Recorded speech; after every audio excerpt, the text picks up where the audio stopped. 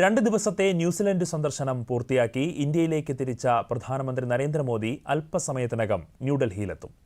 ഇരു രാജ്യങ്ങളും തമ്മിലുള്ള ബന്ധം പുതിയ ഉയരങ്ങളിലെത്തുന്ന തരത്തിലുള്ള കൂടിക്കാഴ്ചകളും ഉടമ്പടികളും പൂർത്തിയാക്കിയ ശേഷമാണ് പ്രധാനമന്ത്രി എത്തുന്നത്. ആവേശകരമായ സ്വീകരണമാണ് നരേന്ദ്രമോദിക്ക് ന്യൂസിലൻഡിൽ ലഭിച്ചത്. ന്യൂസിലൻഡ് പ്രധാനമന്ത്രി ക്രിസ്റ്റഫർ ലക്സണുമായി ചർച്ച നടത്തിയ നരേന്ദ്രമോദി പ്രതിരോധം, ടൂറിസം, കായികം, ദുരന്ത നിവാരണം, ക്ഷീര മൃഗസംരക്ഷണം എന്നിവയുൾപ്പെടെയുള്ള മേഖലകളിൽ സഹകരണത്തിനുള്ള ധാരണാപത്രങ്ങളിലും ഏർപ്പെട്ടു.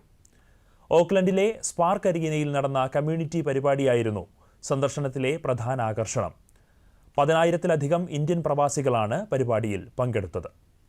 ഇന്ത്യയുടെയും ന്യൂസിലൻഡിന്റെയും ഭാവി പരസ്പരം ബന്ധപ്പെട്ടിരിക്കുന്നുവെന്നും ഉഭയകക്ഷി വ്യാപാര കരാർ ഒരു വികസിത രാഷ്ട്രത്തിലേക്കുള്ള ഇന്ത്യയുടെ യാത്രയെ ത്വരിതപ്പെടുത്തുമെന്നും സമ്മേളനത്തെ അഭിസംബോധന ചെയ്തുകൊണ്ട് നരേന്ദ്രമോദി പറഞ്ഞു.